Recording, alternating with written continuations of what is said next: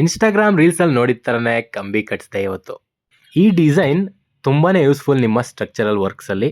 ಈ ರೀತಿ ಕಂಬಿ ಕಟ್ಟೋದ್ರಿಂದ ಕಂಬಿ ಊದ್ಕೊಳ್ಳಲ್ಲ, ಮತ್ತು ಭೂಕಂಪ ಬಂದಾಗ ಕಂಬಿ ದಪ್ಪ ಆಗೋದಾಗಲಿ ಈ ಥರ ಸಮಸ್ಯೆ ಆಗಲಿ, ಲೋಡ್ ಬಿದ್ದಾಗ ನಿಮ್ಮ ಒಂದು ಪಿಲ್ಲರು, ಕಾಲಮ್ಮು, ಫುಟ್ಟಿಂಗು, ಪ್ಲಿಂತು ಸ್ಟ್ರಾಂಗ್ ಆಗಿರುತ್ತೆ ಇದು ಕಟ್ಟೋದ್ರಿಂದ. ಬಟ್ ಇದರಲ್ಲೂ ಒಂದು ಫ್ಲಾ ಇದೆ. ಏನಪ್ಪ ಅದು ಅಂದರೆ 2 ಕಂಬಿಗಳೇನಾದರೂ ಇದರಲ್ಲಿ ಸೇರಿಸ್ತೀರಾ ಅಥವಾ 16 mm ಸೇರಿಸ್ತಾ ಇದ್ದೀರಾ 2 ಕಂಬಿ ಅಂದಾಗ ಈ ಒಂದು ಲಾಕಿಂಗ್ ಸಿಸ್ಟಮಲ್ಲಿ ಫಿಟ್ ಆಗಲ್ಲ. ಆಗ ನಿಮ್ಮ ಒಂದು ಕಂಬಿ ಕಟ್ಟೋರ ಹತ್ರ ಜಗಳ ಮಾಡ್ಕೊಳ್ದಂಗೆ ಅವ್ರಿಗೆ ಹೇಳಬೇಕು, ಎಲ್ಲಿ ಫಿಟ್ ಆಗಲ್ಲ ಅನಿಸುತ್ತೋ ಅಲ್ಲಿ ಮಾಡಬೇಡಿ, ಎಲ್ಲೆಲ್ಲಿ ಫಿಟ್ ಆಗುತ್ತೆ ಅನಿಸುತ್ತೋ ಅಲ್ಲಂತೂ 100% ಇದೇ ರೀತಿ ಮಾಡಿ ಅಂತ ಹೇಳಿ. ಈ ರೀತಿ ಕಂಬಿ ಏನಾದರೂ ಬೆಂಡ್ ಮಾಡ್ತೀರಾ ಅಂದರೆ ಪೂರ್ತಿ ಬೆಂಡ್ ಮಾಡಬೇಕು. ಅರ್ಧಂಬರ್ಧ ಬೆಂಡ್ ಮಾಡಿದ್ರೆ ಅದು ಯೂಸಿಗೆ ಬರಲ್ಲ. ಅದಕ್ಕೇನೆ ನಾನು ಮುಂದೆ ನಿಂತ್ಕೊಂಡೆ ಕಂಬಿನ ಬೆಂಡ್ ಮಾಡಿಸ್ತಾ ಇದ್ದೀನಿ. ಅವರಿಗೆ ಕ್ಲೀನಾಗಿ ಇನ್ಸ್ಟ್ರಕ್ಷನ್ ಕೊಟ್ಟೆ, ಈ ರೀತಿ ಬೆಂಡ್ ಆಗೋದು ಎಷ್ಟುವರೆಗೂ ಬೆಂಡ್ ಬರಬೇಕು ನನಗೆ ಅಂತ. ಪರ್ಟಿಕ್ಯುಲರ್ಲಿ ಆ ಕಂಬಿ ಜಾಯಿಂಟ್ ಬರುತ್ತೆ ಗೊತ್ತಾ, ನೀವು 2 ಕಂಬಿ ಬೆಂಡ್ ಮಾಡಿದ್ನಲ್ಲ ಒಳಗಡೆ, ಅದು ಈಗ ಮಾಡ್ತಾನೆ ನೋಡಿ ಈ ರೀತಿ. ಅದನ್ನು ನೀಟಾಗೆ ಒಳಗಡೆಗಾನ ಬೆಂಡ್ ಮಾಡಬೇಕು ಅಲ್ಲಿವರೆಗೂ. ಆವಾಗ ಮಾತ್ರ ಅದು ಸ್ಟ್ರೆಂತ್ ಬರುತ್ತೆ.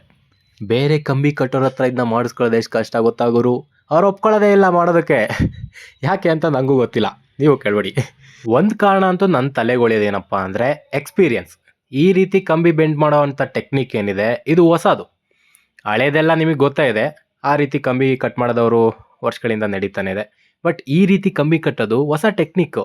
ಈ ಟೆಕ್ನಿಕಲ್ಲಿ ಅವ್ರು ಕಂಬಿ ಕಟ್ಟಿ ಅವ್ರಿಗೆ ಎಕ್ಸ್ಪೀರಿಯನ್ಸ್ ಆಗಿರಬೇಕು, ಎಲ್ಲಿ ಬೇಕಿದು ಎಲ್ಲಿ ಬೇಡ ಅಂತ. ಆಗ ಮಾತ್ರ ನಿಮಗೂ ಕಂಬಿ ಕಟ್ಟೋರ್ಗೂ ಒಂದು ಕೋಆರ್ಡಿನೇಷನ್ ಬರುತ್ತೆ. ಅವ್ರಿಗೆ ಎಕ್ಸ್ಪೀರಿಯನ್ಸ್ ಇದ್ದರೆ ಈ ಕಂಬಿ ಇಲ್ಲಿ ಬೇಡ ಸರ್ ಬರಲ್ಲ, ಡಬಲ್ ರಾಡ್ ಬರುತ್ತೆ ಅಂತ ಅವ್ರು ಎಕ್ಸ್ಪ್ಲೇನ್ ಮಾಡಿದಾಗ ಅಲ್ಲಿ ಹಾಕಿಸ್ಲಿಲ್ಲ ಅಂದರೆ ಸಿಂಪಲಾಗಿ ಮುಗ್ದೋಗುತ್ತೆ. ಮತ್ತು ಈ ಕಂಬಿ ಬೇರೆ ಕಡೆ ಹಾಕ್ಬೋದು, ಎಲ್ಲಿ ಹಾಕುವಂಥ ಚಾನ್ಸಸ್ ಇದೆಯೋ ಅಲ್ಲಿ ಹಾಕ್ಬೋದು. ಅದು ಯಾವಾಗ ಬರುತ್ತೆ ಅಂದರೆ ಅವ್ರಿಗೆ ಎಕ್ಸ್ಪೀರಿಯನ್ಸ್ ಇರಬೇಕು. ಈ ರೀತಿ ವರ್ಕ್ ಜೊತೆ ಡೀಲ್ ಮಾಡಿ ಅವರು ತುಂಬ ಕೆಲಸಗಳು ಮಾಡ್ತಾ ಇರೋರು ಅಂಥವ್ರಿಗೆ ನೀವು ಕಂಬಿ ಕಟ್ಟೋರಿಗೆ ಕೊಟ್ಟರೆ ಅವ್ರು ಈಸಿಯಾಗಿ ಮಾಡಿಕೊಡ್ತಾರೆ. ನೀವೇನಾದರೂ ಹೊಸಬ್ರಿಗೆ ಇಲ್ಲ ಜಾಸ್ತಿ ಕೆಲಸ ಮಾಡಿಲ್ಲ ಅನ್ನೋರಿಗೆ ಕೊಟ್ಟರೆ ಆವಾಗ ಜಾಸ್ತಿ ಕಾನ್ಫ್ಲಿಕ್ಟ್ ಆಗುತ್ತೆ. ಇಟ್ಸ್ ಕ್ವೈಟ್ ಕಾಮನ್ ಈ ಫೀಲ್ಡಲ್ಲಿ.